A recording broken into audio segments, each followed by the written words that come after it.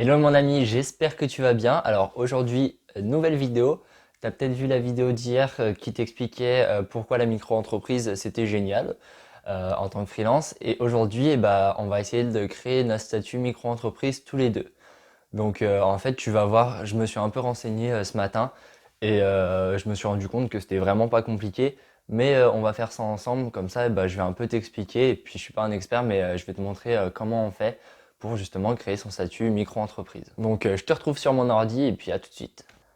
Alors voilà, on se retrouve sur le site de l'URSSAF et je te mettrai le lien en description pour que tu puisses aller sur ce lien et pour créer ta micro-entreprise.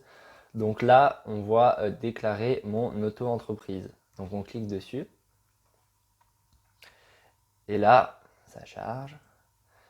Donc là, on nous demande notre domaine d'activité.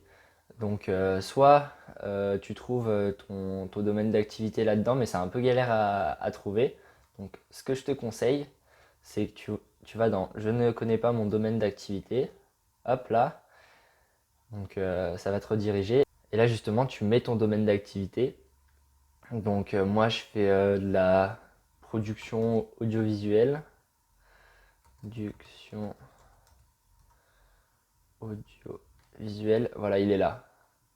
Donc en fonction de ton activité, tu tapes et tu essayes de trouver ce qui convient le plus. Après, si c'est pas exactement ce que tu fais, c'est pas non plus très très grave. Avez-vous déjà exercé une activité non salariée en France? Donc moi, non, ça m'est jamais arrivé. Et ensuite, on remplit nos informations. Bon, les trucs qu'on sait pas ou inutiles, on les remplit pas. Vraiment les trucs utiles, c'est en rouge. Et les trucs en vert, c'est ce qui n'est pas obligatoire à remplir. Donc là, euh, avez-vous un conjoint marié ou Pax? Non. Je suis célibataire, les femmes. Euh, Ensuite, déclaration d'affectation du patrimoine. Donc ça, c'est si vous avez une entreprise qui est un peu risquée, vous pouvez sélectionner cette option. Il faudra remplir un autre formulaire, mais nous, c'est pas très risqué. On n'a pas de risque financier énorme.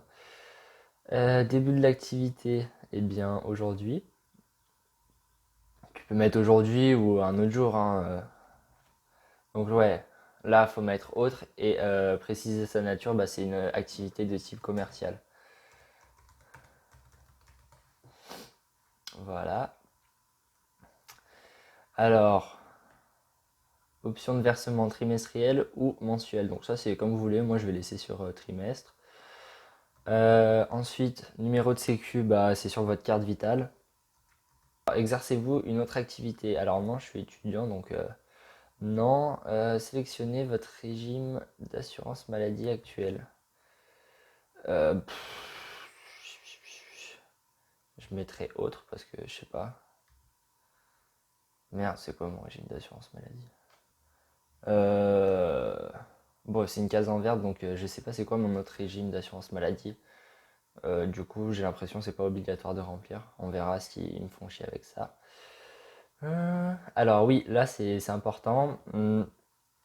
En gros, si on met oui ou non, c'est si on veut être prélevé à la source ou si on veut avoir une fiche d'impôt.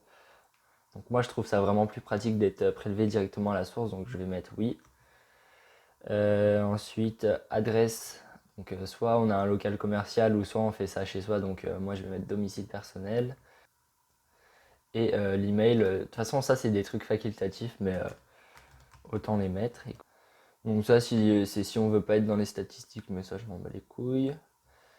Fait à Montréal.